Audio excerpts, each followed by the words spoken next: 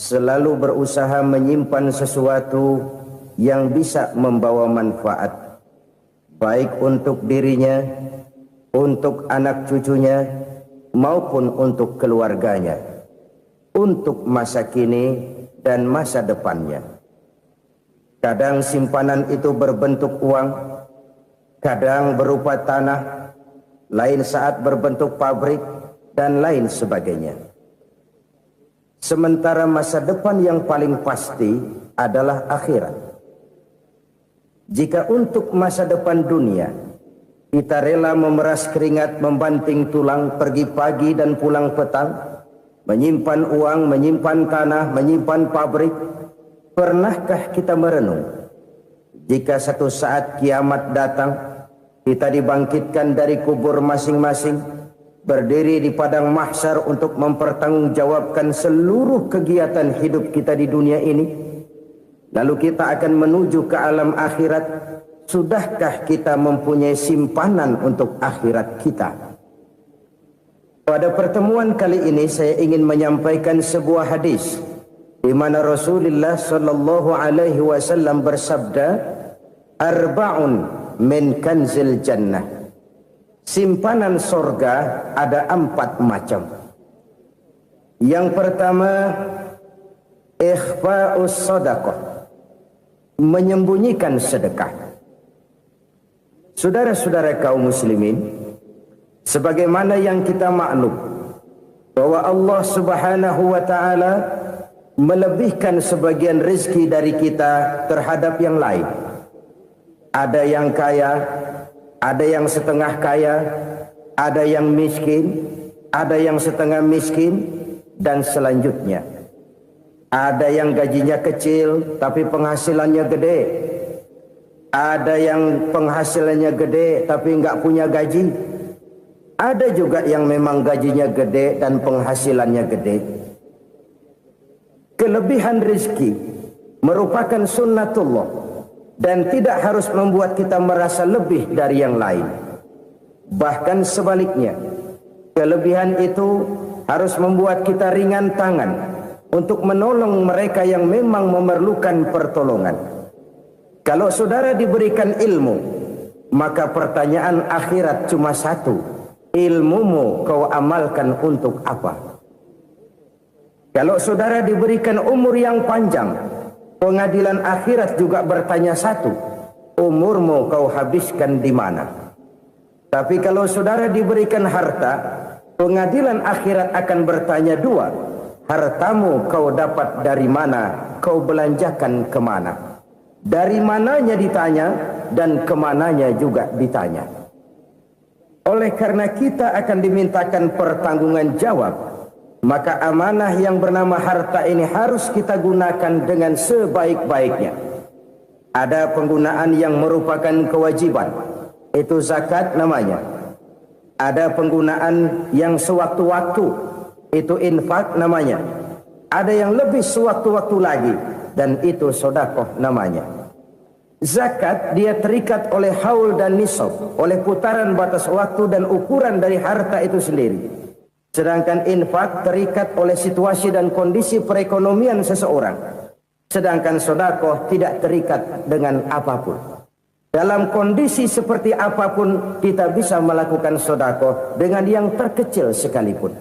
Sampai-sampai Rasulullah sallallahu alaihi wasallam mengajarkan, la tahqiranna minal ma'rufi syai'an walau an talqa akhaka biwajhin talik.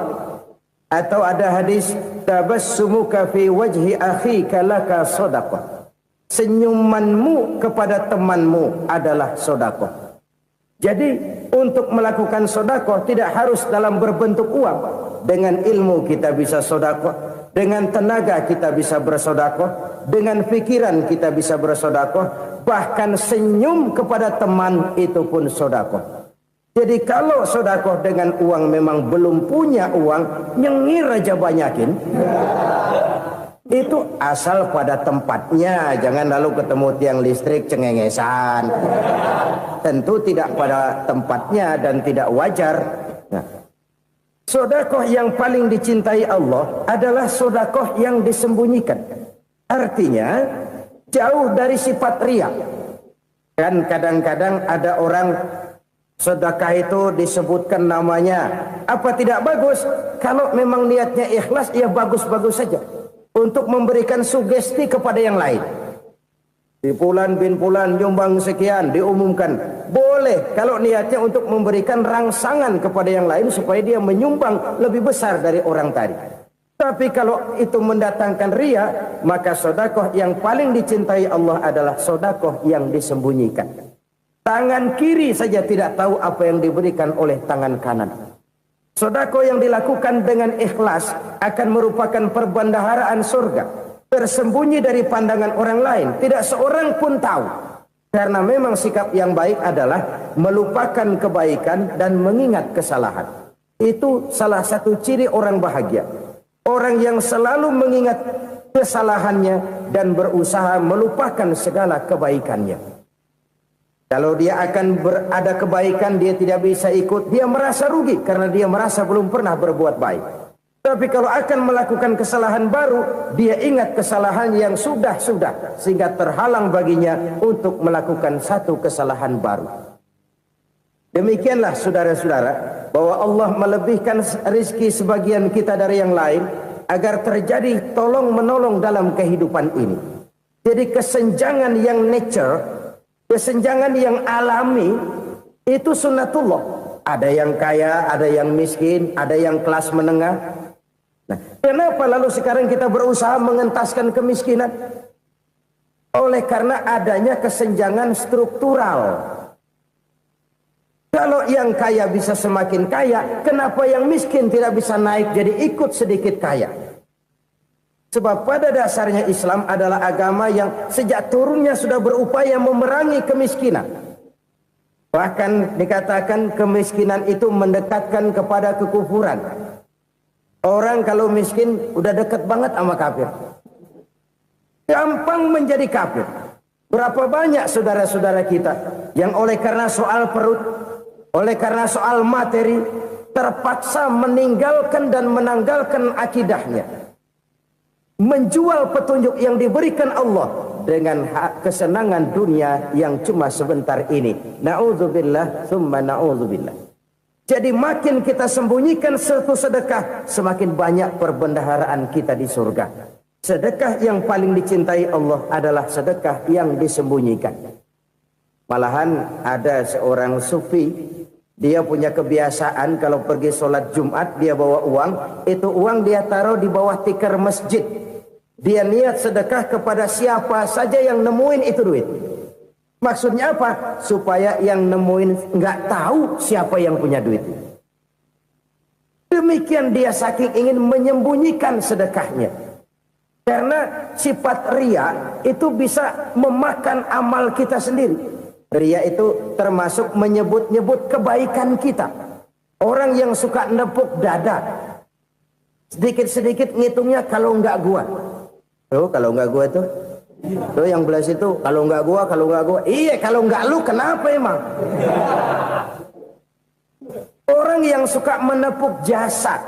Tuh, biasanya memang begitu saudara-saudara. Kalau perang lagi berkecamuk, orang nggak sempat ngaku jadi pahlawan. Tapi begitu perang selesai, yang kagak kenal bedil ngaku pahlawan, mas. Itu sesuatu yang biasa. Oleh karenanya, orang-orang yang ikhlas dalam bersedekah, disembunyikannya sedekah itu, Allah cinta betul. Malahan ada hadis memberikan jaminan, inna sedaqatal mar'il muslimi tazidu fil umri wa tadfa'u mitatas su'i. Sesungguhnya sedekahnya seorang mukmin tazidu fil umri, bisa menambah umur panjang, wa tadfa'u mitatas su'i, dan menyelamatkan manusia dari mati secara su'ul khatimah. Jadi siapa yang kepengen panjang umur, banyaklah sedekah. Yang bosan hidup, pelit terus. Sedekah menambah panjang umur dan menyelamatkan manusia dari mati secara su'ul khatimah. Pak, katanya umur itu nggak bisa ditambah, nggak bisa dikurangin.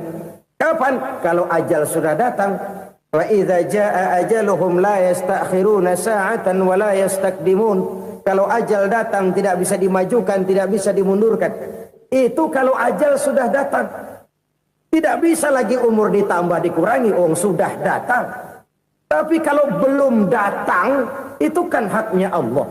Mau ditambah, mau dikurangi, hak prerogatif Allah. Sebagai pencipta manusia, Allah Maha Kuasa dan Maha Mampu. Sedekah ini menambah panjang umur dan menyelamatkan manusia dari mati secara su'ul khatimah. Orang mati kan sama ya, kondisinya mati, nggak nafas. Tapi hakikat mati kan lain-lain. Ada yang mati itu husnul khatimah, baik akhirnya. Misalnya lagi ngaji mati, lagi sholat mati, lagi sedekah mati. Ini yang dinamakan dengan husnul khatimah, baik di akhirnya. Sebaliknya ada yang su'ul khatimah, jelek di akhirnya. Ini yang jadi catatan akhir. Lagi nyekek botol, mampus. Lagi banting kartu, modar. Su'ul khatimah, jelek pada akhirnya. Sedekah menyelamatkan manusia dari mati secara su'ul khatimah. Dan kita semua kepengen mendapat husnul khatimah, jauh dari su'ul khatimah.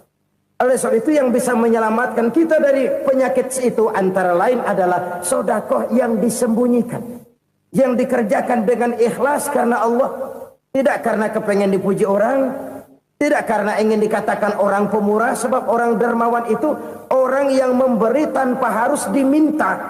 Kalau masih harus diminta, ya belum dermawan namanya, masih harus diminta.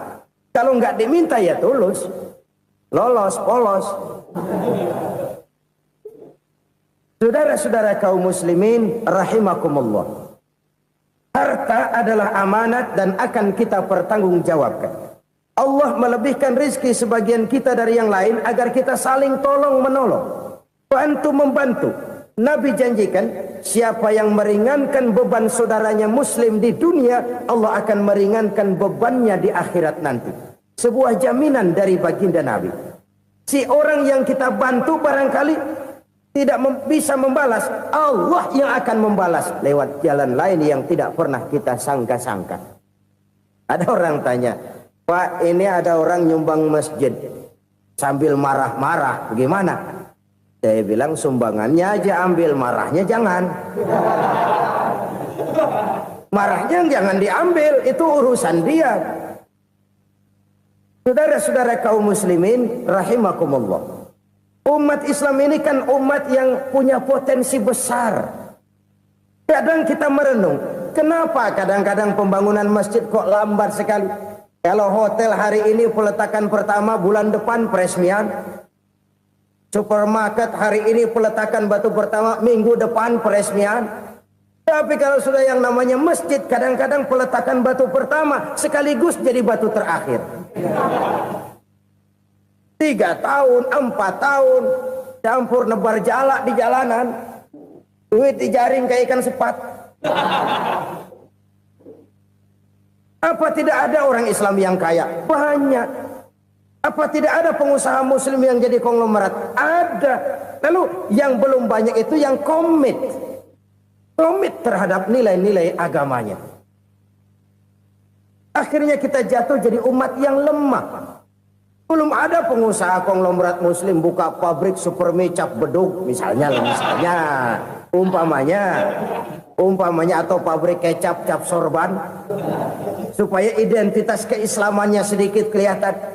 Kita jatuh jadi umat yang lemah karena potensi tidak terinventarisir dengan baik. Kita ini ibarat kompor yang cuma matengin nasi orang lain.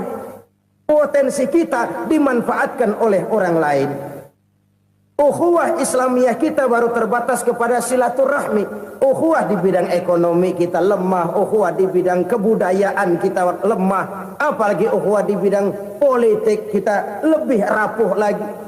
Padahal ukhuwah itu adalah totalitas kehidupan manusia, menyangkut ipolek sosbud, memerlukan nilai-nilai ukhuwah.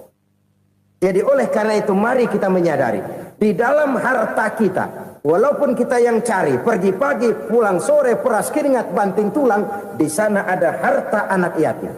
Di sana ada hak masjid. Di sana ada hak pesantren, di sana ada hak jihad. Berbahagialah seseorang apabila dia oleh Allah dijadikan keran. Keran itu menyimpan air, tapi tidak untuk dirinya, tapi disalurkannya kepada mereka yang memang memerlukannya.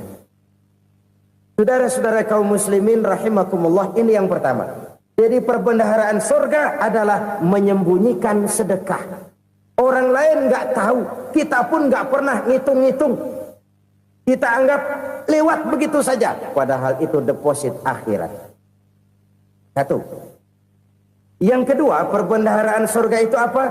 Wa kitmanul musibah, menyembunyikan kesulitan.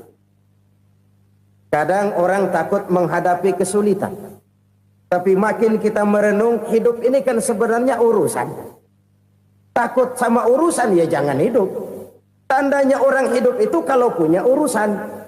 Urusan melupakan problem. Problem sering menimbulkan kesulitan. Kesulitan bukan untuk ditakuti, tapi untuk diatasi dan dicarikan jalan keluarnya. Siapa sih orangnya yang nggak pernah sulit-sulit? Makin tinggi status sosialnya, makin gede urusannya. Makin tinggi kualitas imannya, makin berat tingkat kesulitannya. Cuma memang yang namanya enak itu seperti pelangi. Biang lala itu nggak pernah di atas kepala kita, di atas kepala orang melulu. Lo sih enak lo, kata kita. Dia juga bilang yang enak kan lo. Pelangi itu nggak pernah di atas kepala kita. Kata tukang beca, aduh enak ya naik Mercy. Kata tukang beca, apa yang di dalam mobil Mercy? Aduh enak bener tukang beca, di jok ngeringkuk ngorok pulas bener. Saya kamar pakai AC sejuk, tempat tidur sutra empuk, alga spring bed, kulak kulik nggak bisa pulas kalau belum minum Valium, belum tidur. Enak bener tukang beca, di jok ngorok nggak tahu wetan kulon. Si tukang beca bilang yang di Mercy enak, yang di Mercy bilang tukang beca enak. Inilah enak, nggak pernah di atas kepala kita, di atas kepala orang lain melulu enak itu. Nah, saudara-saudara, yang merupakan perbendaharaan surga itu orang yang bisa menyembunyikan kesulitan, baik pribadi ataupun rumah tangga. Nih terutama rumah tangga yang jadi soalnya. Kadang-kadang kita ini kalau senang, sebaliknya kalau senang kita diam, kalem aja, cuek. Banyak banget duit kita bawaan, diam aja udah. Malah ketemu orang takut. Tapi begitu susah, sekampung tahu. Padahal Nabi mengajarkan perbendaharaan surga itu menyembunyikan musibah, menyembunyikan kesulitan. Kalau enak, cerita sama orang-orang. Kalau nggak enak, rasain sendiri, tekan sendiri, atasin sendiri. Kita kan sebaliknya. Senang kita diam, asal lagi susah, paling tidak kita nyari teman buat cerita kesusahan. Siapa orangnya yang nggak pernah susah?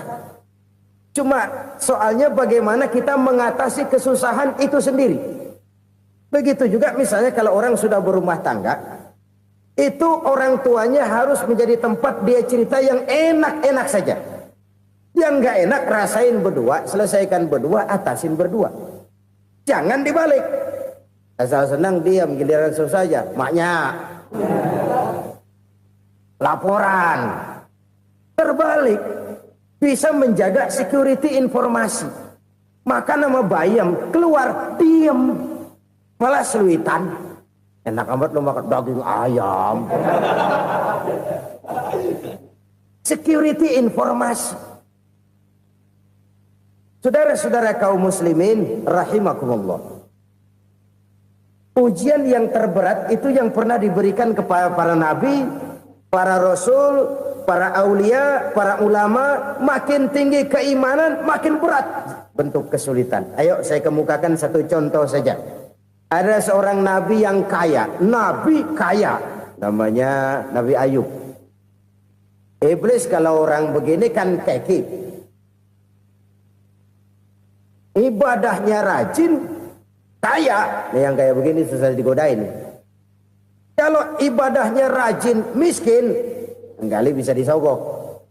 Sini imannya mantap, ibadahnya rajin, kaya, nabi lagi. Tapi namanya iblis, nggak kurang akal. Laporan, Tuhan, kenapa Les? Ya ini bahasa saya, bahasa Qurannya sih nggak gitu. Itu hambamu yang namanya Ayub, dia rajin ibadah cuma karena dikasih kaya aja. Coba kasih miskin dia, berhenti dia sembahyang. Ah, kamu bisa aja. Saya tahu Ayub itu hambaku yang ikhlas. Saya buktiin Tuhan, silahkan. Dibuktiin lah, iblis turun ke alam ini. Yang mula-mula dia lakukan, dia rusak sawah ladang Nabi Ayub. Dia binasakan binatang ternak Nabi Ayub. Sehingga dalam waktu singkat, jatuhlah Nabi Ayub dari orang paling kaya jadi orang paling miskin. Beliau masih ibadah di mihrab dalam masjid. Datang iblis. Saudara Ayub, ya, lagi ngapain? Ibadah. Nyembah Allah, nyembah Allah. Oh, percuma. Kenapa? Tuhan yang ente sembah nih, dia udah bikin miskin ente. Sawah ladang ente hancur lebur, binatang ternak binasa. Sekarang ente jadi orang paling miskin. Ngapain nyembah Tuhan kayak begitu? Tekor. Udah berhenti dah ibadah, berhenti ibadah. Ini iblis sama Tuhan laporannya lain, yang dikerjakan kepada Nabi Ayub juga lain. Benar begitu iblis, kata Nabi Ayub. Iya, sawah ladang saya habis, buras. Binatang ternak saya binasa, binasa. Saya miskin, bangpak. Apa jawab Nabi Ayub? Bukan innalillahi, ya, ini hebat. Alhamdulillahillazi a'tani wa akhadha minni. Segala puji bagi Allah yang telah memberikan harta kepada saya dan sekarang mengambilnya lagi. Alhamdulillah. Allah yang ngasih, Allah yang ambil. Itu mah urusan Allah. Iblis cuman ibadah jalan terus, sujud lagi Nabi Ayub. Iblis seleher gondok banget. Dasar Nabi nggak mempan dia apa-apain. Miskin malah alhamdulillah. Allah yang ngasih, Allah yang ambil. Jadi kalau kita tidak komit, kita tidak terikat kepada kaya, miskin, senang, susah, apa yang bisa bikin kita susah? Jadikan kekayaan, kemiskinan, jadikan senang, susah sebagai anak buah yang bisa kita atur. Jangan kekayaan ngatur kita, jangan kemiskinan ngatur kita. Kita yang harus mengatur mereka. Senang, susah, kaya, miskin, bahagia, sengsara, jadikan itu anak buah yang bisa kita atur. Kalau sekarang kita kaya, lain saat boleh jadi kita miskin, semiskin-miskinnya. Allah yang ngasih, Allah yang ambil. Tenaga mana yang bisa menghalangi? Ibadah jalan terus. Iblis makin gondok. Dasar Nabi loh. Akhirnya apa? Nabi Ayub dikerjain, diberikan penyakit. Demikian fatal penyakitnya. Bayangin, udah miskin sakit. Masya Allah. Miskin sakit. Sakitnya nggak lama, kira-kira 16 tahun. Istrinya 3, 2 mental minta ceraiin. Ngerawatin laki bengek begini. Senang belum tentu, susah udah pasti nih. Cerai aja, cerai dah. Cerai. Tinggal satu Siti Rahmah yang setia menemani beliau. Sesetia-setianya hati perempuan. Satu saat Siti Rahmah bilang, "Bang, iya, abang kan Nabi, Bang. Lalu, namanya Nabi kan doanya jarang meleset, Bang. Maksud kamu minta kenapa sih sama Tuhan biar abang sembuh, baik dah, Bang?" Siti Rahmah, iya. Saya sakit berapa tahun sih dah? 16 tahun, Bang. Sebelum ini saya sehat berapa tahun? Ya kira-kira 60 tahun, Bang. Nah, coba ente banding-bandingin, Rahmah. Saya dikasih sehat 60 tahun, dikasih sakit 16 tahun. Sudah nggak sabar mau doa kepada Allah minta sembuh. Saya malu kepada Allah. Diuji dengan yang luar biasa seperti ini, tidak mengganggu stabilitas kehambaannya. Dia tetap menghamba kepada Allah Subhanahu wa ta'ala. Saudara-saudara kaum muslimin rahimakumullah. Kunci menghadapi kesulitan itu apa? Allah jelaskan dalam satu ayat, wa basyiris sabirin alladzina iza asabathum musibah qalu inna lillahi wa inna ilaihi raji'un. Gembirakan orang-orang yang sabar Siapa mereka itu? Yang apabila mendapat musibah mereka kembali kepada keyakinan dasar segalanya dari Allah dan segalanya akan kembali kepada Allah. Ini konsepsi dasar dari sikap muslim dalam menghadapi berbagai kesulitan. Segalanya dari Allah, segalanya akan kembali kepada Allah. Kalau ini sudah kondisi dasarnya, maka kita akan lapang menghadapi kenyataan bagaimanapun pahitnya. Apakah itu namanya miskin, apakah itu namanya sakit, bahkan maut sekalipun. Maut sekalipun. Segalanya dari Allah, segalanya akan kembali kepada Allah. Ini sikap hidup, bukan sekedar ucapan. Kita kadang-kadang menjadikannya sebagai ucapan. Mulutnya sehingga berhenti, innalillahi wa inna ilaihi rajiun, tapi nangisnya terus gerung-gerungan. Bukan itu, ini kesadaran moral. Kalau segalanya dari Allah, segalanya kembali kepada Allah, kan sebenarnya cuma nunggu giliran. Hari ini saya nyembayangin dia, entah hari apa saya disembayangin orang. Hari ini saya antar dia ke kubur, entah hari apa orang nganterin saya ke kubur. Hari ini saya tahlilkan dia, entah nanti kapan orang tahlilkan saya. Segalanya dari Allah, segalanya akan kembali juga kepada Allah. Oleh sebab itu saudara-saudara, kesulitan bukan untuk ditakuti. Kesulitan justru untuk diatasi, dicarikan jalan keluarnya. Dan tidak ada orang yang tidak pernah mendapat kesulitan. Tidak ada. Semakin tinggi status sosial, semakin tinggi kualitas keimanan, semakin besar juga tingkat kesulitan. Hanya saja bagaimana cara kita mengatasinya. Dan Al-Quran menyatakan, inna ma'al usri yusra. Di balik kesulitan itu pasti ada kemudahan. Roda itu berputar. Karena itu Rasulullah sallallahu alaihi wasallam mengingatkan kepada kita, ta'arraf ilallahi fir raha ya'rifka fis syiddah. Ingatlah kepada Allah di waktu kamu senang, supaya Allah ingat kepada kamu di waktu kamu susah. Kalau waktu senang kita ingat kepada Allah, kita susah, Allah tidak akan meninggalkan kita. Tapi kalau waktu senang kita jauh dari Allah, sujud tidak sempat, dengan masjid jauh, ketika senang kita lupakan Allah. Nanti begitu kita susah, Allah lupakan kita. Dan itu menyakitkan. Oleh karena itu orang-orang tua kita dulu bilang, kalau lagi sehat ingat-ingat lu bakal sakit nanti. Kalau lagi kaya ingat-ingat satu saat kita bakal jatuh miskin. Bahkan kalau lagi muda ingat-ingat kita bakal tua. Dan yang terpenting kalau lagi hidup ingat-ingat kita bakal mati. Saudara-saudara kaum muslimin rahimakumullah. Jadi yang kedua yang merupakan perbendaharaan surga, menyembunyikan musibah. Saudara-saudara kaum muslimin rahimakumullah. Hal ketiga yang merupakan perbendaharaan surga adalah wasilatur rahmi. Orang yang suka bersilaturahmi. Sebagaimana yang kita maklum bahwa manusia adalah makhluk yang disebut zon politika. Makhluk sosial yang tidak mungkin hidup sendiri-sendiri. Betapa dan siapapun kita memerlukan orang lain. Bodoh betul manusia kalau tinggal di tengah masyarakat tapi tidak mau bermasyarakat. Merasa hebat sendiri, pintar sendiri, gagah sendiri, kaya sendiri. Mungkin kalau mati juga ngubur sendiri. Jangankan kita di sini, di sorga saja Nabi Adam waktu sendirian bengong melulu, mondar mandir. Allah tegur dam sepi dam. Ya ini kalau bahasa saya. Iya Tuhan sepi ini nggak ada coret-coretan pisan ini. Diciptakan Siti Hawa baru anteng Nabi Adam. Itu di surga. Cobalah. Umpamanya saudara tinggal di Jakarta nih. Kayak bener. Apaan aja di Jakarta punya saudara dah.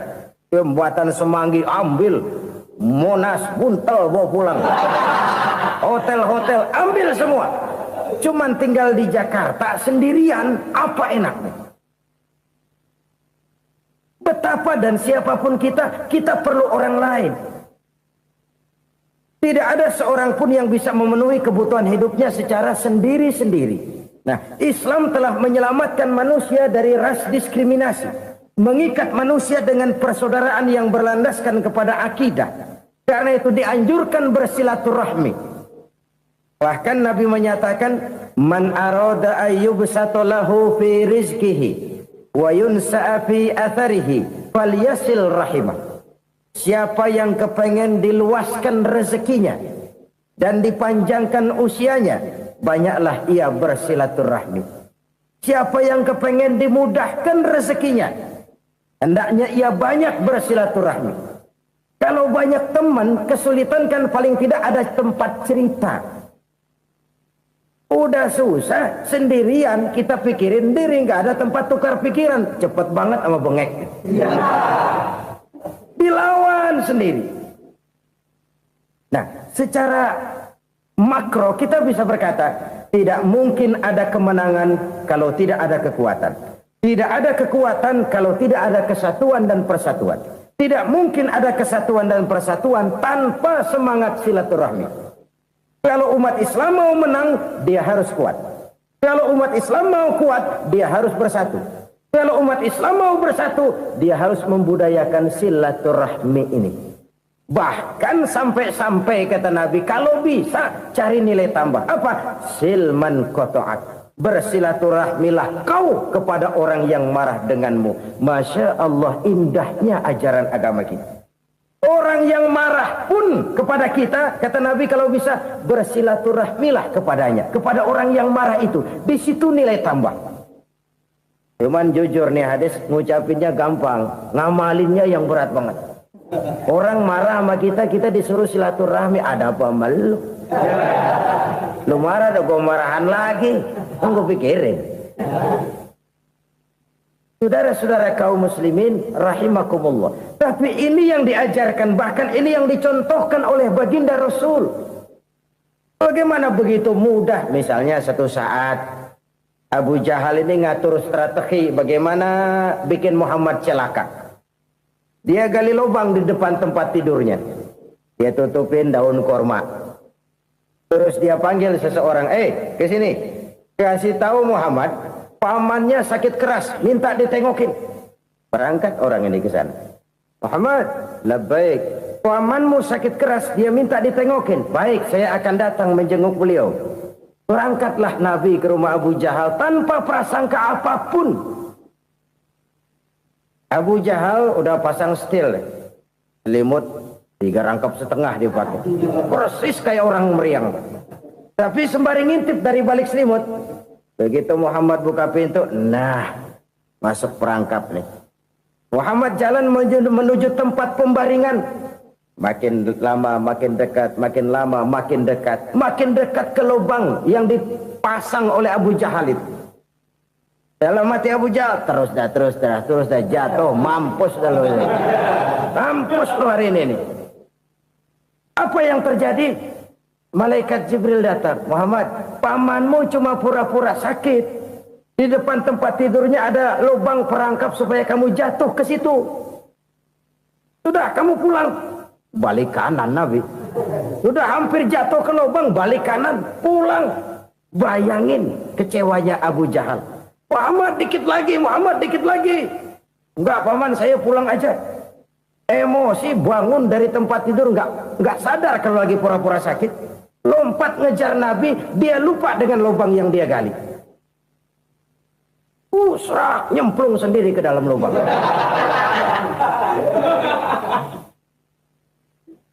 Nabi terus berlalu. Ini terjadi keanehan. Jatuh ke lubang yang dia gali itu sebenarnya nggak terlalu dalam ya, antara 3-4 meteran lah. Tolong saya jatuh ke lubang ini. Datanglah pelayan-pelayannya itu. Angkat saya dari sini. Oh, yang ngulurin tambang. Satu gulung, belum juga nyampe itu tambah. Kurang, beli lagi ke warung. Sambung, ulur lagi, nggak juga bisa sampai. Wah, ini kerjaan Muhammad ini. Tolong, siapa salah seorang kamu ke rumah Muhammad, kasih tahu encangnya kecebur. Minta ditolongin. Sampaikan kepada Rasul. Kenapa? Pamanmu jatuh ke lubang, Muhammad minta tolong diangkatin. Tambang udah nyambung-nyambung nggak nyampe juga. Ya, nanti saya datang, saya tolong. Coba. Nyata-nyata orang berniat jahat mau mencelakakan dia. Datang dia menolong. Ini yang disebut air tuba dibalas air susu ya ini. Bukan sebaliknya. Air tuba dibalas air susu. Paman, kecebur ya? Iya Muhammad, tolong ini. Pegang tangan saya. Nabi ulurkan tangannya, nyampe. Dipegang oleh Abu Jahal, diangkat ke atas. Sampai atas, apa kata Abu Jahal? Sihirmu memang hebat Muhammad. Udah ditolongin dikata sihir. Yang enak kita kemplang kan itu orang begitu. Urusan apa? Tapi inilah akhlak. Kalau bisa kamu bersilaturahmilah dengan orang yang marah kepadamu sekalipun. Orang marah kita tetap baik. So, kalau kita berbuat baik sama orang yang memang baik, rasanya sih biasa-biasa aja. Orang baik kita baik lagi, ya draw aja, belum ada nilai tambah di situ. Baru ada nilai tambah kalau kita bisa berbuat baik kepada orang yang nyakitin kita. Itu namanya kita setingkat di atas dia. Dia sakitin kita, kita berbuat baik sama dia. Dia pelit sama kita, kita baik sama dia. Dia marahin kita, kita deketin dia. Di situ kita punya nilai tambah. Jadi siapa yang ingin diluaskan rezekinya kata Nabi dan dipanjangkan umurnya, hendaklah ia banyak-banyak bersilaturahmi. Sederhana sebenarnya silaturahmi. Tapi silaturahmi membangkitkan semangat kesatuan dan persatuan. Kesatuan dan persatuan melahirkan kekuatan. Dalam matematika, 1 ditambah 1 pasti 2. Tapi di tengah masyarakat, 1 orang takut ditambah 1 orang takut, hasilnya jadi 2 orang setengah berani. Kenapa setengah berani? Karena udah berdua. Tadi pan takut sendirian. Kalau dia kumpul turu-turu takutlah jadi berani. Kita yang lemah, kita yang tidak berdaya, kita yang miskin, kalau mau kompak bersatu, apa yang nggak bisa kita kerjain? Apalagi tinggal di kota besar, pilihan cuma 2, bertahan atau minggir. Bertahan atau minggir. Untuk bisa bertahan harus mampu bersaing. Untuk mampu bersaing harus punya keahlian. Keahlian harus ditunjang dengan pendidikan. Ditambah oleh kekompakan sebagai umat. Udah miskin mencar mulu, orang injak kita. Orang nggak pandang urusan apa yang malu. Oleh karena itu silaturahmi pada hakikatnya merupakan ruh dari ukhuwah yang diajarkan oleh agama kita. Bagaimana Islam menyelamatkan masyarakat manusia dari ras diskriminasi, mengikat manusia, dan tidak ada persaudaraan yang lebih indah selain persaudaraan yang diikat dengan nilai-nilai akidah. Sepanjang orang di jalan Allah, itulah saudara kita. Keluar dia dari jalan Allah, selesailah persaudaraan sampai di situ. Karena itu, kalau ingin menyimpan sesuatu di surga, banyaklah bersilaturahmi. Datang ke rumah ini, datang ke rumah itu, dan lain sebagainya. Itu simpanan kita di akhirat nanti. Ini yang ketiga. Saudara-saudara, yang keempat, perbendaharaan surga itu apa? Wa qawlu la hawla wa la quwwata illa billah. Ucapan la haula wa la quwwata illa billah. Ibadah kan ada yang berat, modalnya besar. Bangun masjid berat, modalnya besar. Bangun rumah sakit berat, modalnya besar. Ada ibadah yang berat tapi modalnya ringan. Misalnya puasa. Puasa itu berat, mengendalikan nafsu. Kalau sekedar nggak makan nggak minum sih enteng, mengendalikan nafsu itu jihad terbesar. Tapi kan modalnya ringan, cuma niat saja. Ini ibadah berat, modalnya ringan. Ada ibadah yang ringan, modalnya juga enteng. Seperti termasuk ucapan la haula wa la quwwata illa billah. Tanpa sadar, la haula wa la quwwata illa billah, nyelengin tuh di surga. Nyelengin, kita nggak terasa, nyelengin simpenan akhirat. La haula wa la quwwata illa billah, nyimpan lagi. Kaget, la haula wa la quwwata illa billah, nyimpan lagi. Banyak simpenan. Walaupun sebenarnya yang dimaksud di sini adalah kesadaran batin bahwa tidak ada daya dan kekuatan kecuali Allah. Itu intinya. Kita memulai pekerjaan disunahkan baca bismillah, kan begitu. Apa itu? Kesadaran moral Bahwa ini saya bisa kerjakan. Saya kerjakan ini dengan menyebut nama Allah. Kenapa? Kalau Allah tidak memberikan daya dan kekuatan, mana mampu saya kerjakan ini. Maka saya kerjakan ini dengan menyebut nama Allah. Bismillah. Kesadaran moral. Manusia hanya wajib berusaha, tapi nggak pernah wajib berhasil. Banyak hal-hal yang kalau kita renungkan secara rasio nggak mungkin. Tapi jadi kenyataan. La haula wa la quwata illa billah. Tidak ada daya dan kekuatan kecuali bagi Allah semata-mata. Kesadaran moral akan kelemahan dan keterbatasan makhluk bernama manusia. Kadang kita kagum dengan otak, tapi kita sering lupa sama yang bikin otak. Padahal bagaimanapun hebatnya otak, yang bikin otak pasti lebih hebat dari otak. Nggak percaya, silahkan otak-otakan. Inilah kecenderungan. Kita kagum dengan pesawat-pesawat mutakhir, bukan main besi gede banget terbang itu. Alangkah hebatnya. Lalu apa yang bikin otak tidak lebih hebat dari itu semua? Kita puji laut. Apa yang bikin laut tidak lebih hebat dari laut itu? La haula wa la quwata illa billah. Tidak ada daya dan kekuatan kecuali Allah. Apa yang bisa kita lakukan? Kalau tidak karena daya dan kemampuan yang diberikan oleh Allah kepada kita. Lahirlah sikap tawadu, rendah hati. Tidak melonjak menjadi angkuh dan sombong. Sadar akan kelemahan dan keterbatasan diri. Sebagai makhluk yang diciptakan oleh Allah subhanahu wa ta'ala. Jadi satu sisi ini ucapan yang berpahala. La haula. Jadi wiridan. Pada sisi lain ini kesadaran moral. Sikap mental, kesadaran batin bahwa yang punya daya dan kekuatan itu cuma Allah. Kita nggak pantas untuk sombong, sebab sombong itu pakaiannya Allah. Kita nggak sedang pakai pakaian Allah, kegedean. Dan makin kita renungi, makin terbentur. Apa sih yang bisa kita sombongin? Kita mau sombong apa? Kayak pintar, itu kan semua relatif. Di atas langit masih ada langit lagi. Jadi oleh karenanya, marilah kita menyadari. Manusia hanya wajib berusaha, tapi tidak pernah wajib berhasil.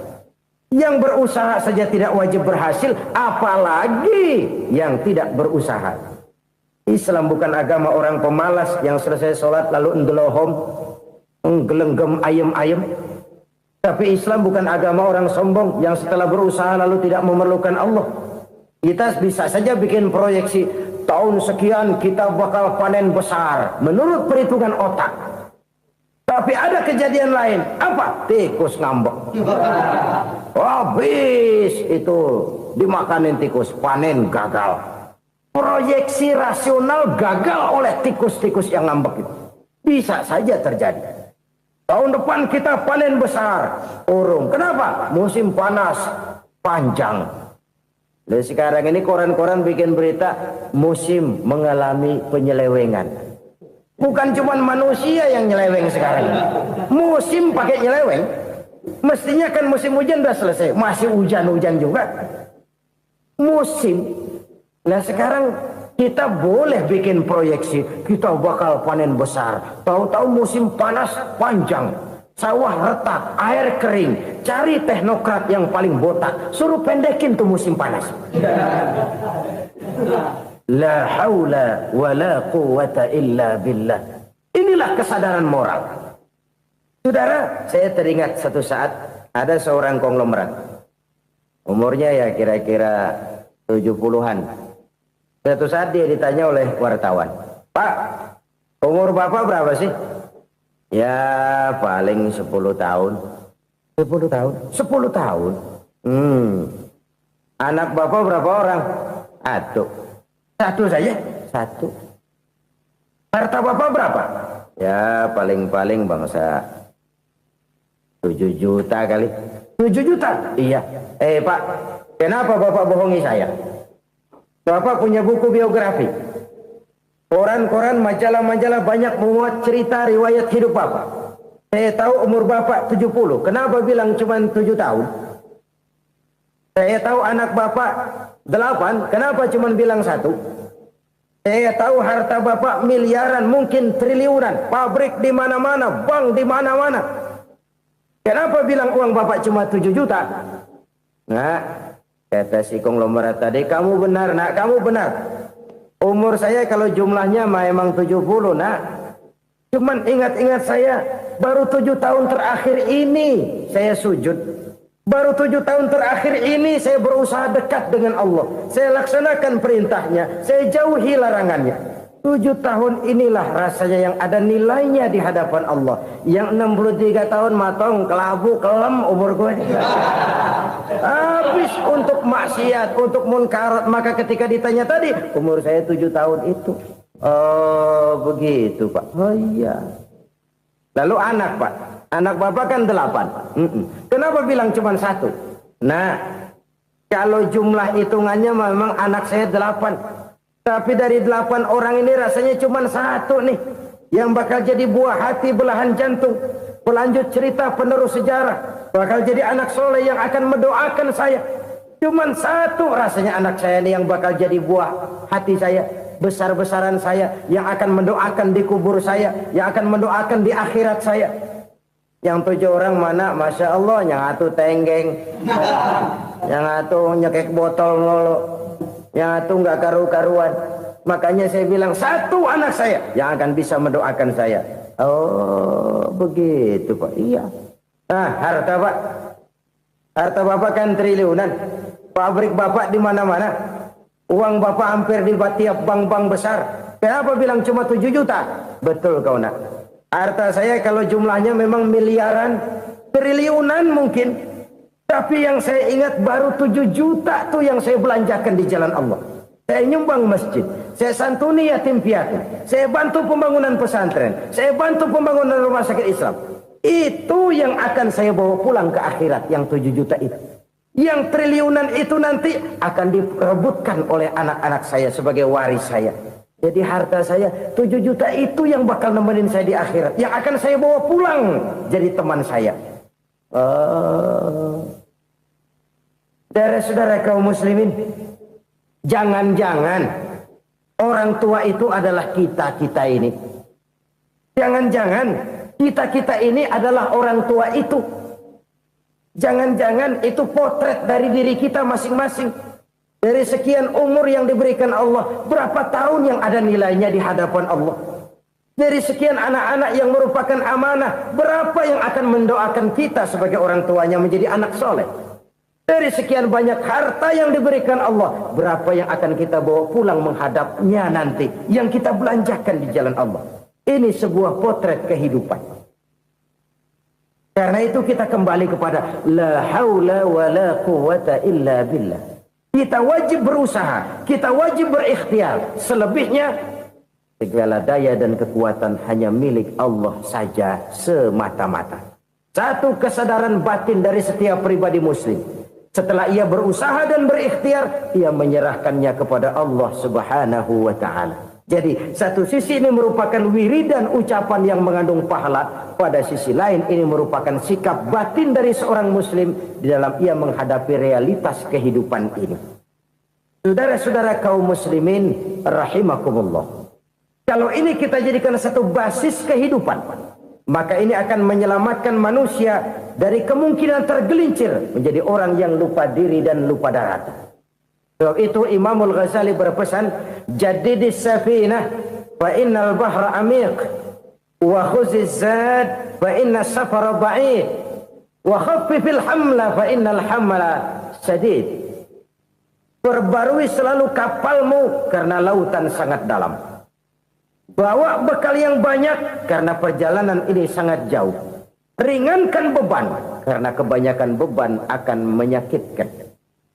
Alangkah indah kalimat ini, alangkah dalam makna yang terkandung di sana.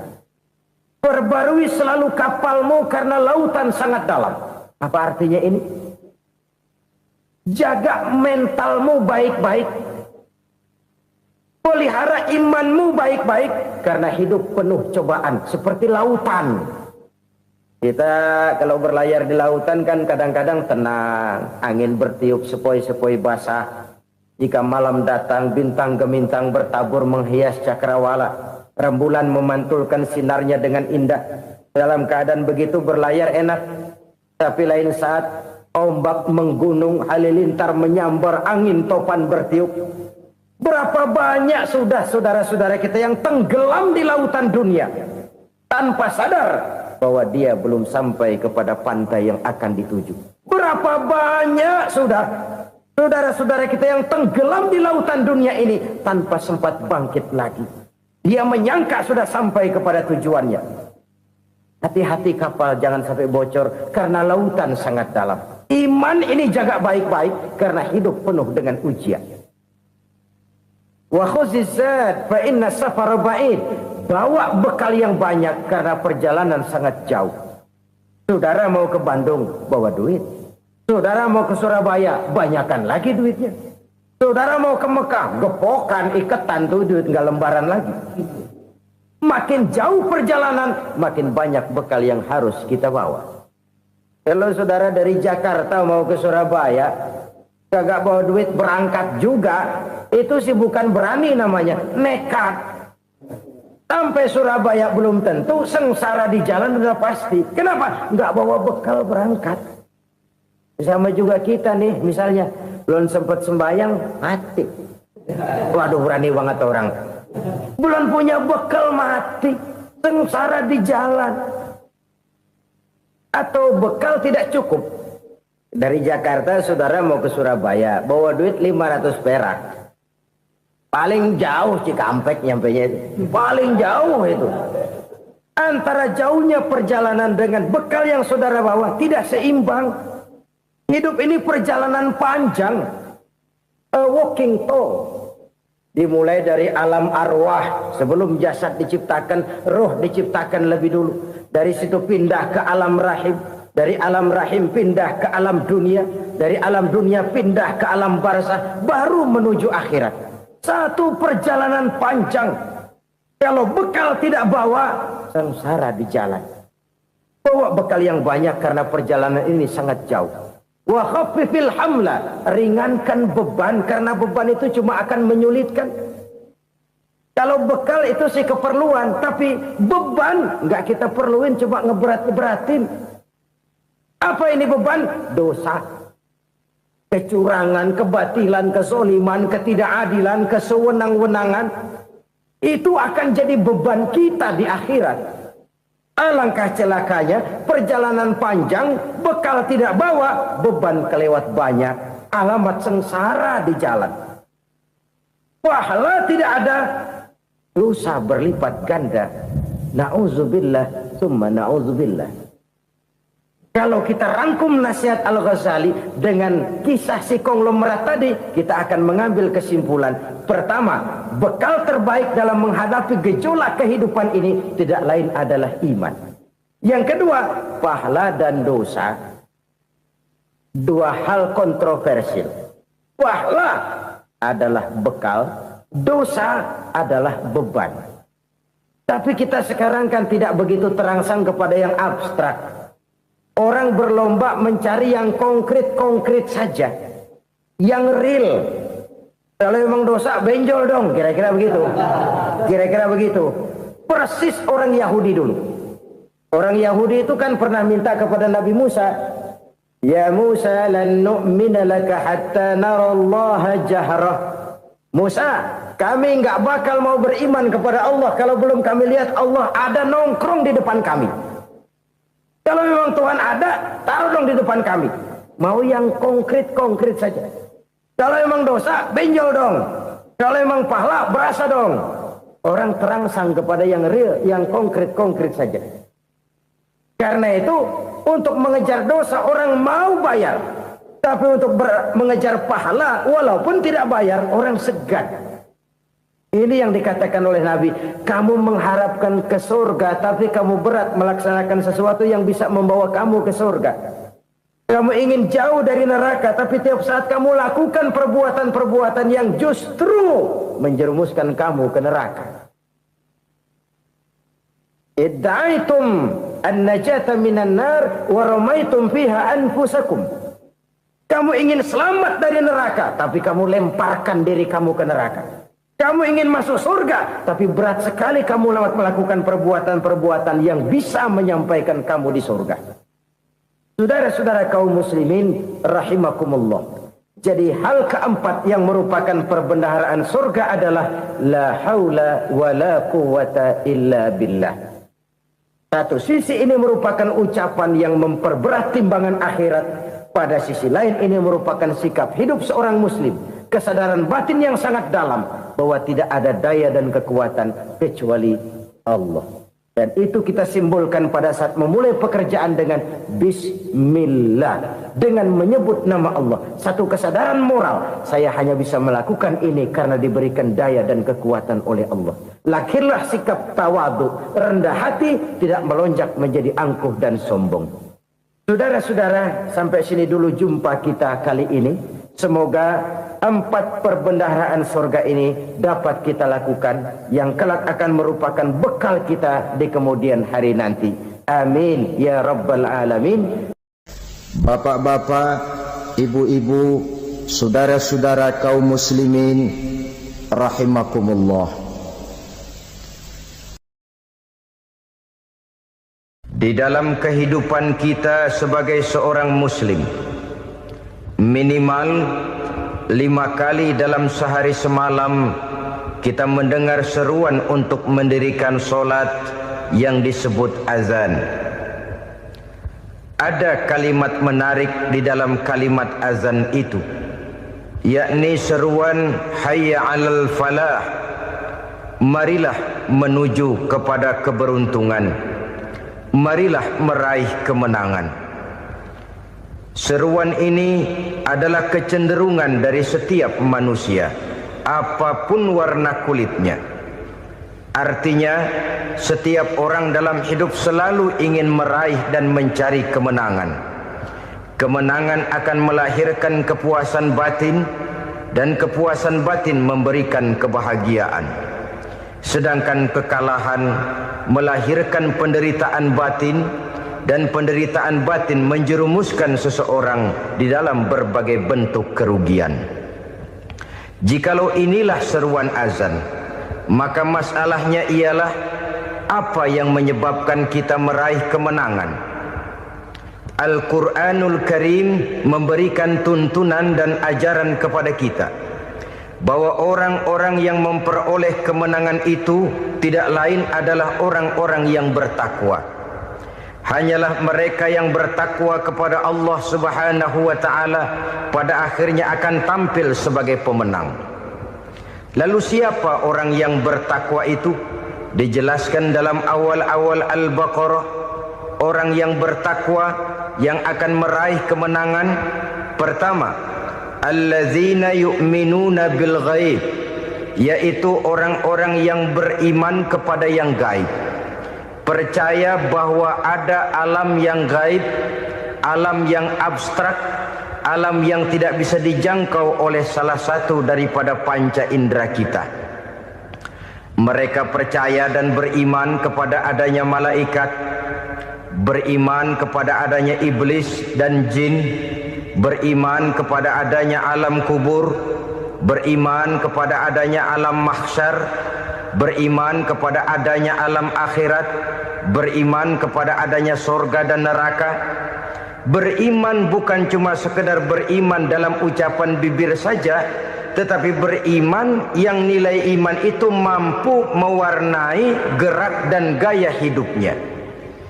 Iman yang meresap sampai ke tulang sumsum, kemudian memberikan dampak positif di dalam kehidupan manusia. Alam, kita tahu, adalah sesuatu yang selain Allah, dan Allah bukanlah alam. Apapun namanya selain daripada Allah, itu adalah alam. Alam pada hakikatnya terbagi menjadi 2. Ada alam syahadah, alam nyata, alam konkret, alam yang bisa dijangkau oleh salah satu indera kita. Kemudian ada alam ghaib, alam yang tidak bisa dijangkau oleh panca indera kita, alam metafisika, alam abstrak, alam yang wajib kita imani keberadaannya. Kita percaya bahwa malaikat itu ada, Kita percaya kepada jin, bahwa jin itu ada. Kita percaya kepada adanya iblis dan setan. Bukan percaya kepada iblis dan setannya, percaya bahwa iblis dan setan itu ada. Itu termasuk salah satu daripada sifat orang yang bertakwa kepada Allah.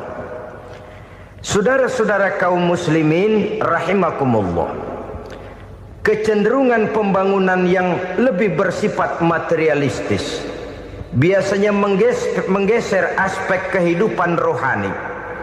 Orang berpikir empiri, dan dalam pola pikir yang demikian maka alam gaib tidak lagi mendapat perhatian. Aspek kehidupan yang bersifat rohaniah malah mulai ditinggalkan. Akibatnya terjadilah kepincangan di dalam kehidupan kita.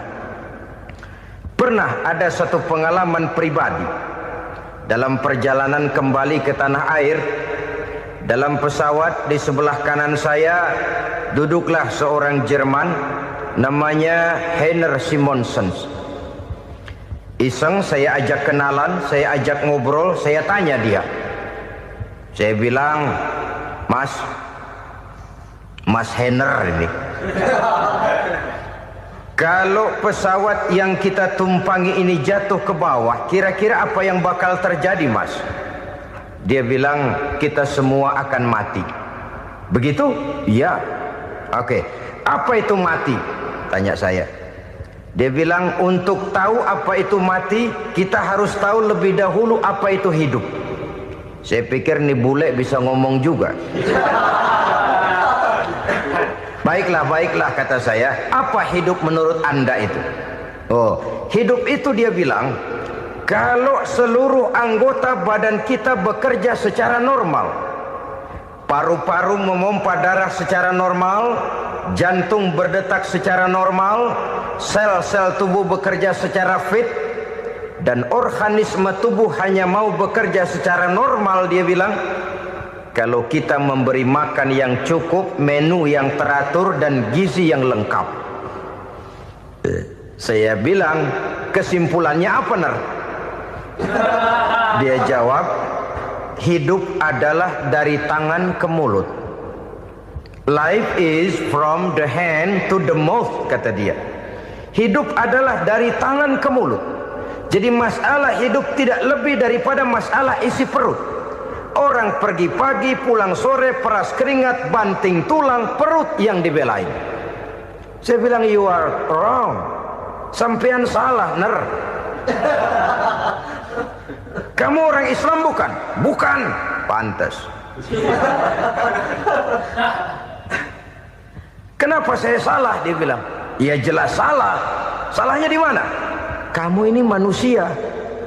Kalau hidup cuma dari tangan ke mulut, saya bilang, kambing di kampung saya juga begitu pikirannya, Ner.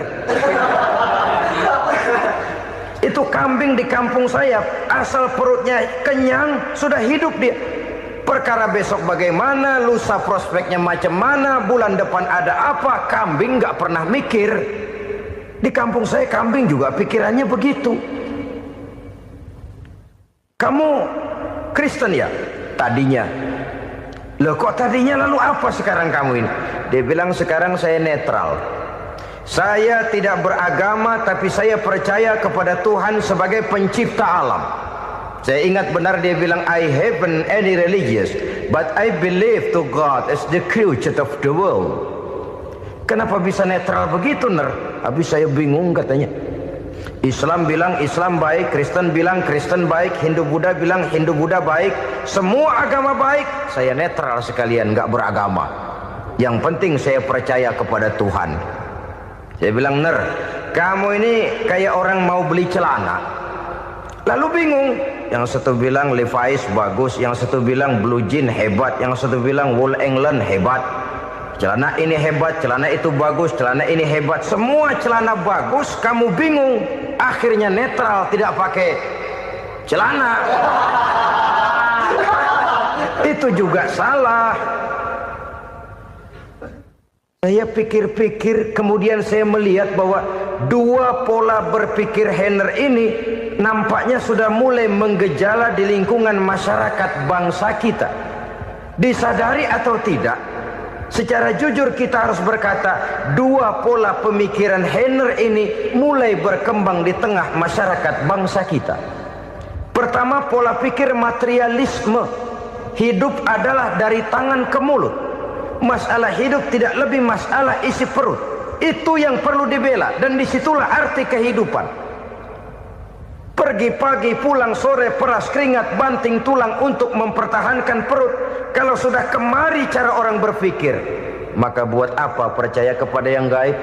Untuk apa sholat? Untuk apa puasa? Untuk apa zakat? Untuk apa menghadiri majelis taklim? Tanpa kepercayaan kepada yang gaib, hidup berjalan menurut alur empiris dan materialis. Kalau sudah ke sana cara orang berpikir, biasanya orang lalu cenderung menghalalkan segala cara. Hanyalah orang yang percaya bahwa akhirat ada. Hanyalah orang yang percaya bahwa alam kubur itu ada. Hanyalah orang yang percaya bahwa malaikat itu ada, hidupnya akan lebih terarah dan terkendali. Karena kepercayaan kepada yang gaib, yang merupakan fase daripada kehidupan setelah hidup yang sekarang ini, mewarnai gerak pribadi seseorang di dalam dia melakukan kegiatan hidupnya. Pola berpikir materialisme, disadari atau tidak, mulai menggejala di lingkungan masyarakat bangsa kita. Hidup tidak lebih dari urusan tangan ke mulut, mulut ke tangan, tangan ke mulut. Asal perut sudah kenyang, hiduplah sudah. Perkara bagaimana prospek hari yang akan datang, bagaimana akhirat tidak jadi persoalan. Ini yang oleh Nabi diperingatkan, ad-dunya sijnul mu'min wa jannatul kafir. Dunia adalah penjara bagi orang beriman dan surga bagi orang kafir. Dulu di zaman Belanda hadis ini pernah disalah tafsirkan, disalah artikan, digunakan sebagai senjata untuk mengkebiri dan membuat impoten umat Islam. Sudahlah umat Islam gak usah macam-macam, kata Belanda.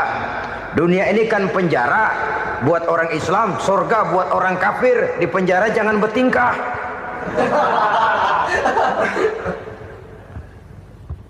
Pengertiannya tidak begitu. Dunia adalah penjara bagi orang mukmin. Artinya dalam kehidupan dunia seorang mukmin tidak bebas memperturutkan hawa nafsunya. Di penjara hawa nafsunya itu. Sebaliknya, surga bagi orang-orang kafir. Buat orang kafir, surgalah dunia ini. Mereka bebas memperturutkan hawa nafsunya. Dilarang tidak terlarang, dicegah pun tidak tercegah.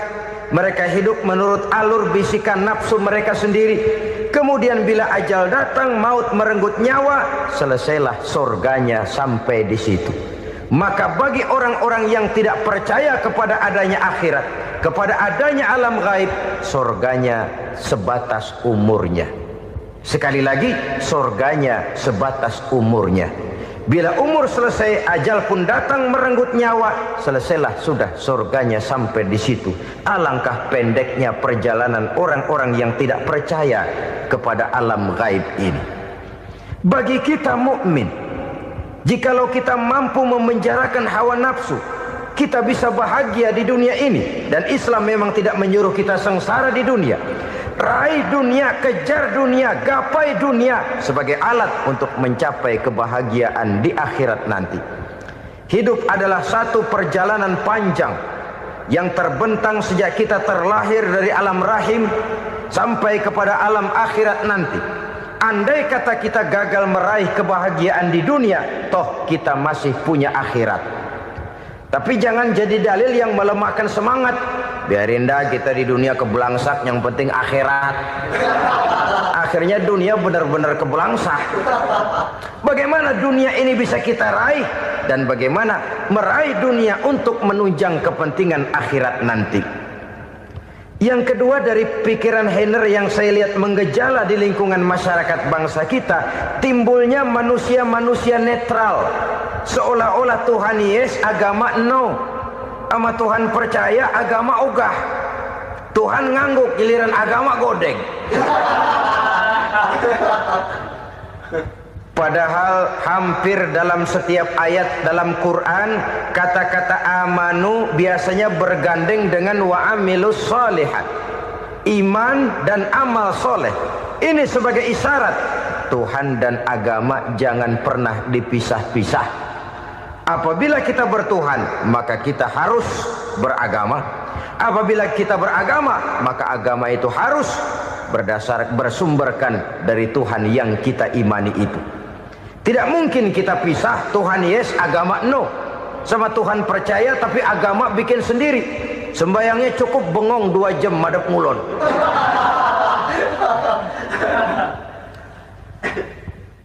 Saudara-saudara kaum muslimin rahimakumullah. Jadi dengan demikian, agama yang kita akui merupakan unsur mutlak di dalam pembangunan sekarang ini, merupakan bagian dari kehidupan yang menuntun kita bahwa di balik alam nyata ini, di balik alam syahadah ini ada alam gaib.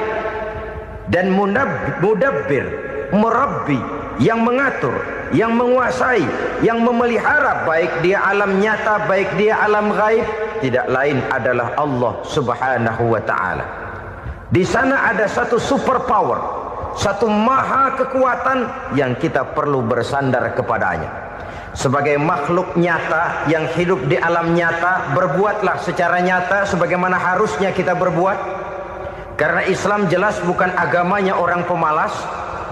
Islam jelas bukan agamanya orang yang mengajarkan setelah selesai sholat boleh duduk, nggelenggem ayam-ayam, ndelohom, menghitung bintang di langit sambil menunggu keajaiban. Tidak. Islam adalah agama yang mengajarkan apabila sholat sudah selesai kamu kerjakan, bertebaranlah di permukaan bumi, cari karunia Tuhanmu. Jangan hidup berpangku tangan menunggu keajaiban. Karena hidup bukan undian. Jangan berharap untung besar tanpa mau peras keringat.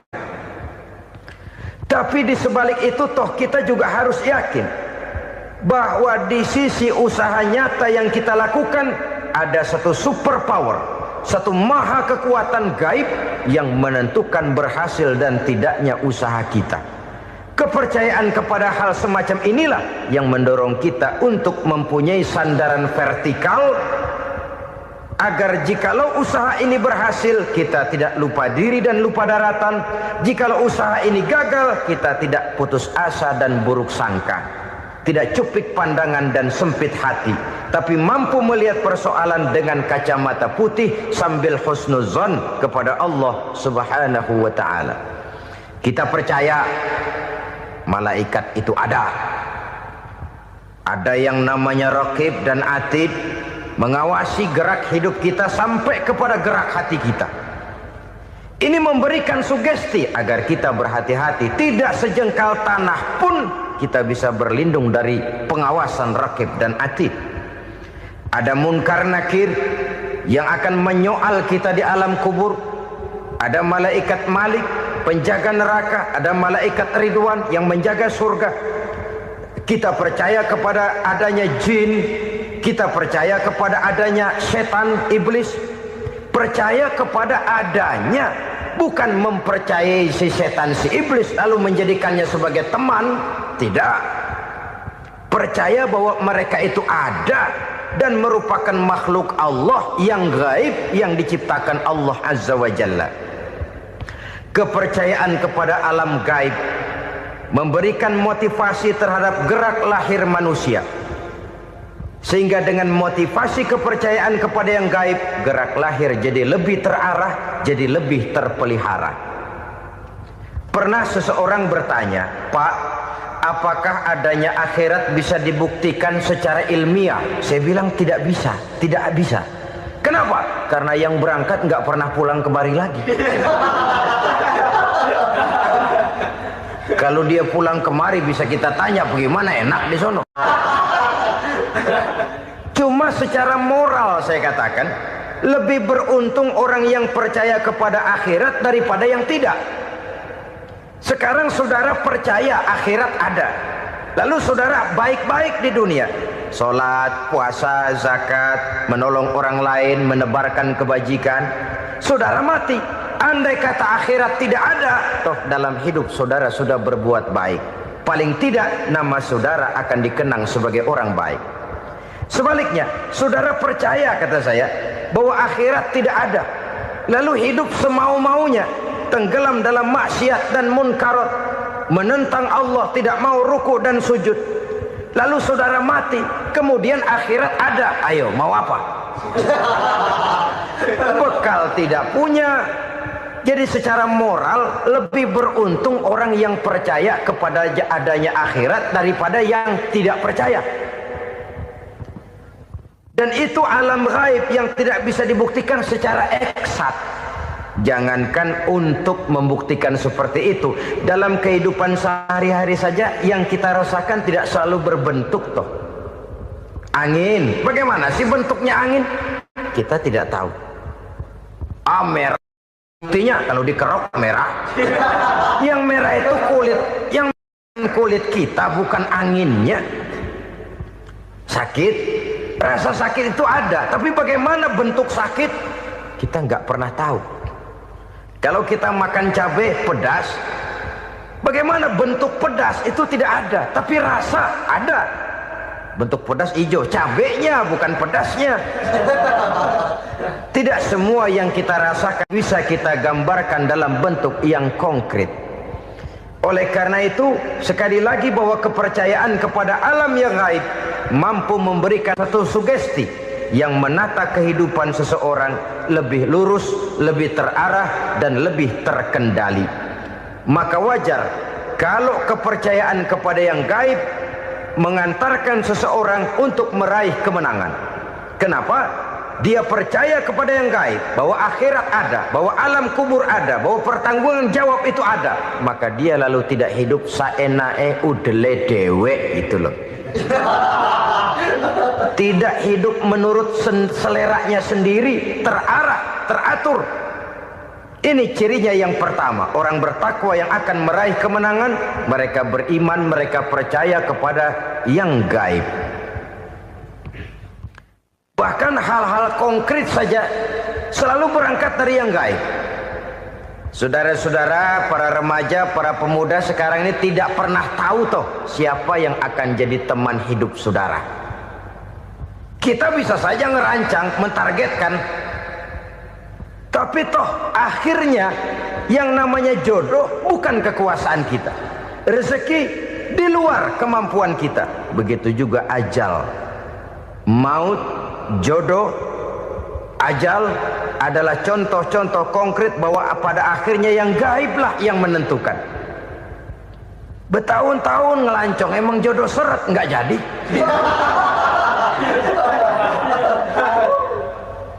Begitu kenal baru setengah malam nginep ditangkap hansip kan. Hal-hal semacam itu kadang-kadang kita berpikir suuzon, gile, perempuannya cakep banget, lakinya rebek amat. Memang begitulah jodohnya. Memang begitulah jodohnya.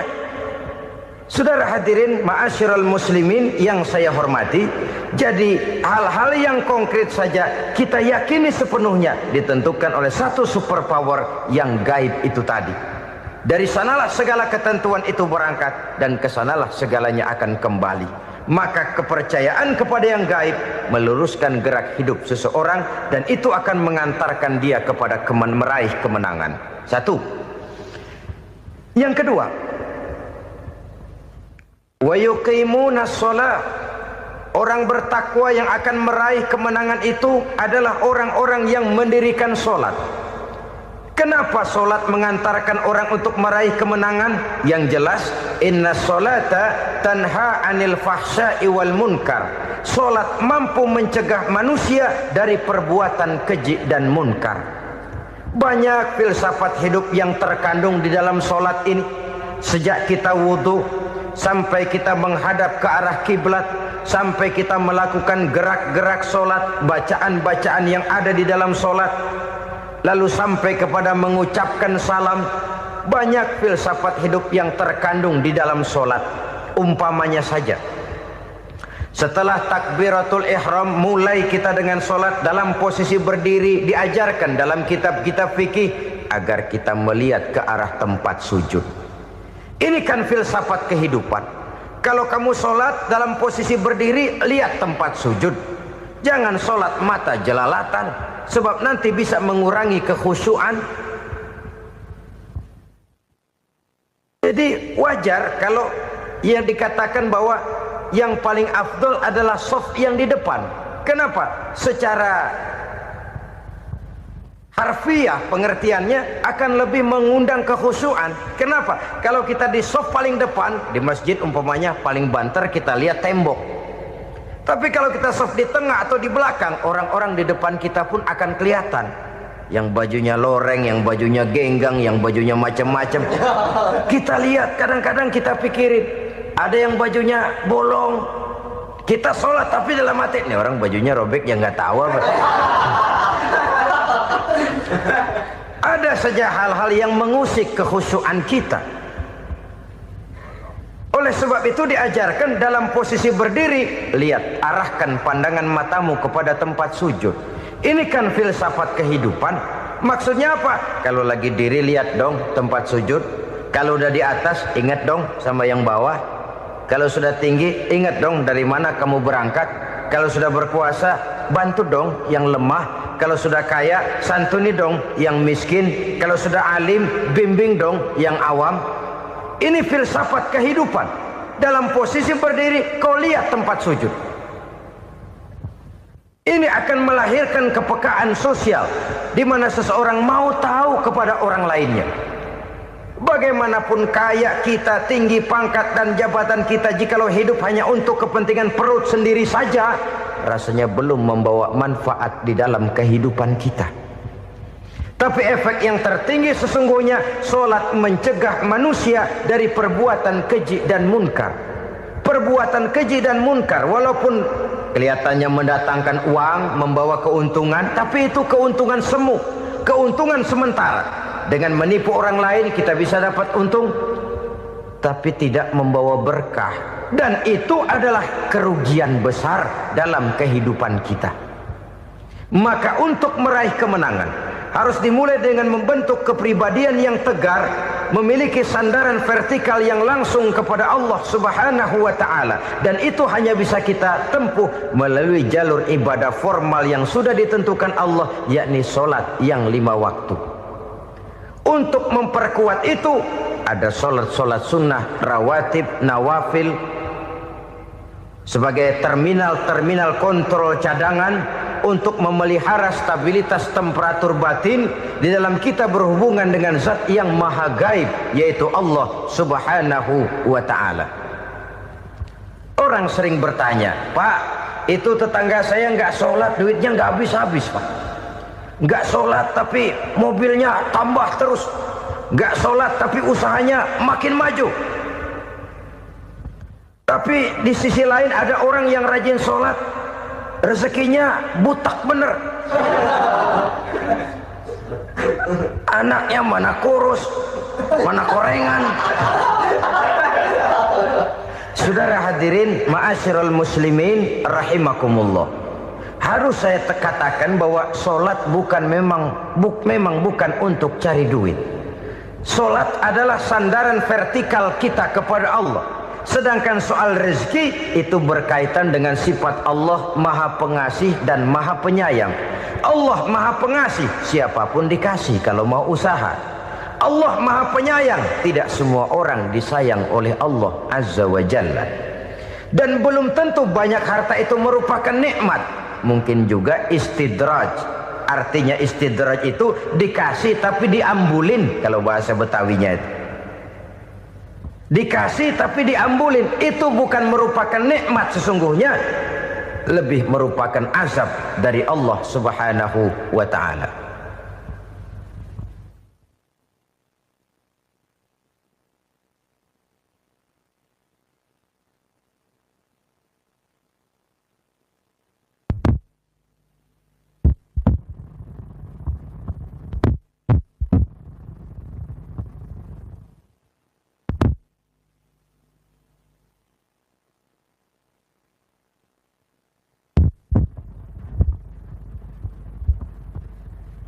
Agama mempunyai sistem sholat, dan kita umat Islam telah dituntun oleh Allah Subhanahu wa ta'ala yang wajibnya 5 kali dalam sehari semalam mendirikan solat, dan itu tentu berada dalam jangkauan kemampuan manusia. Pada awalnya barangkali kita memang merasa solat itu satu kewajiban, tapi semakin kita hayati makna, manfaat dan filsafat yang terkandung di dalam ajaran solat, semakin sampai kita kepada keyakinan bahwa solat adalah keperluan kita. Sehingga pada waktu tertentu dinilai puncaknya, kita tidak lagi akan berkata saya wajib solat, tapi kita akan berkata saya perlu solat. Kalau kita sudah merasakan itu adalah keperluan kita, nah di sanalah kita baru akan merasakan ruginya kalau hal itu tidak kita laksanakan. Sepanjang kita masih berkata saya wajib sholat, kita akan lebih merasakan dia sebagai beban ketimbang sebagai keperluan. Yang jelas Allah tidak memerlukan ibadah yang kita laksanakan ini. Dengan kata lain, andai kata satu dunia penuh ini orang tidak ada yang sholat satu pun, Allah tidak akan turun dari jabatan Tuhan. Jangan lalu berpikir kalau kita ngambek se-RW kagak sembahyang Tuhan tekor kali ini ya. Tentu tidak. Itu perlunya kita, bukan perlunya Allah. Dan pada induknya kita akan berkata saya perlu agama. Kalau secara induk kita sudah memerlukan agama, maka konsep-konsep yang ada di dalam ajaran agama itu pun adalah juga merupakan keperluan kita. Baik dia bernama sholat, baik dia bernama puasa, baik dia bernama zakat, baik dia bernama haji, seluruhnya adalah keperluan kita. Dan sesuatu yang kita perlukan apabila tidak kita laksanakan akan melahirkan kerugian di dalam kehidupan. Jangan heran kalau kita membaca riwayat perjalanan hidup para salafus soleh, orang-orang soleh. Ada yang tahajud sampai 100 rakaat, ada yang sholat malam kakinya sampai bengkak. Kita sekalinya bengkak biri-biri. Ada yang sholat membaca surah dalam Al-Quran sampai khotam Quran. Kok mau? Mereka sudah merasakan itu keperluan. Itu saja soalnya. Satu saat pun jikalau kita merasa bahwa itu keperluan saya, kita pun akan melaksanakan seperti itu. Keperluan saya dalam kehidupan. Inilah yang kedua. Yang ketiga, orang bertakwa yang akan meraih kemenangan itu, wa mimma razaqnahum yunfikun. Mereka membelanjakan sebagian daripada rezeki yang diberikan Allah kepada mereka. Mereka infakkan di jalan Allah. Ada satu dialog menarik. Satu hari seorang anak muda bertemu dengan seorang kakek-kakek yang sudah dikenalnya baik. Bertanyalah anak muda ini, "Kek, umur kakek berapa tahun?" 15 tahun, kata si kakek. Anak kakek berapa orang? 1. Harta kakek berapa banyak? 15 juta. Si anak muda ini bengong. Lalu protes, "Kok kakek bohongin saya?" "Kenapa?" "Saya tahu umur kakek 70 tahun. Kenapa ngaku 15? Saya tahu anak kakek 5. Kenapa bilang 1? Saya tahu kakek miliuner, miliaran uang kakek. Kenapa ngaku cuma 15 juta? Begini, kata si kakek tadi. Benar, umur saya 70 tahun. Tapi dari umur yang 70 tahun itu baru 15 tahun terakhir ini saya merasakan ibadah kepada Allah. Meninggalkan maksiat, jauh dari segala macam munkarat. Maka yang 15 tahun inilah yang benar-benar saya rasakan sebagai umur saya. Benar anak saya 5, tapi yang 4 susah diatur. Cuman 1 rasanya nih yang bakal jadi si buah hati belahan jantung pelanjut cerita penerus sejarah. Cuma 1 ini yang saya harapkan, yang akan jadi anak soleh, yang akan membuat saya menerima pensiunan pahala. Kalau yang 4 apek dah, nggak ada harapan. Yang satu nyekek botol melulu. Oh begitu. Iya. Lalu kenapa kakek bilang harta kakek cuma 15 juta padahal saya tahu kakek uangnya miliaran, depositonya banyak? Ya karena 15 juta itulah yang saya ingat yang pernah saya belanjakan di jalan Allah. Saya merasa itulah harta saya yang sebenarnya. Yang miliaran yang saya simpan di bank kelak kalau satu saat saya mati akan jadi rebutan di antara anak-anak saya. Iya kalau anak saya soleh kayak yang satu ini. Kalau yang 4 tadi udah tulen dia bakal berantem dah berebut tuh. Jadi 15 juta yang saya belanjakan di jalan Allah inilah yang saya merasakan benar-benar harta saya yang sesungguhnya. Dialog ini patut menjadi bahan renungan kita bersama. Diberikan kita umur 40, 50, 60, 70, 80. Berapa tahun dari umur yang diberikan itu yang jalan mulus, yang kita gunakan untuk melaksanakan ibadah? Banyak harta kita simpan di bank, di lemari, di dompet, di tas. Tapi berapa yang sudah kita depositokan di jalan Allah yang akan menemani kita di hari kita kembali nanti? Maka orang bertakwa yang akan meraih kemenangan, wa mimma razaqnahum yunfikun, mereka membelanjakan sebagian dari rezeki yang diberikan Allah di jalan Allah Subhanahu wa ta'ala. Ma'asyiral muslimin rahimakumullah. Zahirnya memang kita memberikan kepada orang lain, tapi hakikatnya kita menyimpan untuk diri kita sendiri. Kita memberikan kepada yatim piatu 25.000. Zahirnya kita memberikan si yatim, hakikatnya kan kita cuma nyimpan. Saya berikan, titip kepadamu, ini untuk saya di akhirat. Kau boleh belikan baju, kau boleh belikan untukmu makan, kau boleh bayarkan sekolahmu. Ini untuk saya. Hakikatnya kita nyumbang masjid 1 juta, zahirnya kita berikan kepada panitia masjid, tapi hakikatnya kan cuma titip 1 juta ya untuk saya di alam kubur nanti. Silakan kau boleh belikan semen, ini uang, belikan besi, belikan pasir. Saya cuma sekedar titip untuk kepentingan saya. Hakikatnya kita cuma sekedar menitip. Sebagaimanapun pada hakikatnya, apapun yang kita miliki dalam kehidupan kan cuma sekedar hak guna pakai, bukan hak milik mutlak. Harta kita, rumah kita, kendaraan kita, kebun kita, pabrik kita, hak guna pakai saja. Hak milik mutlak cuma untuk Allah Subhanahu wa ta'ala. Saudara-saudara kaum muslimin rahimakumullah. Ini yang ketiga. Kemudian yang keempat, orang-orang bertakwa yang akan meraih kemenangan, allazina yu'minuna bima unzila ilaika.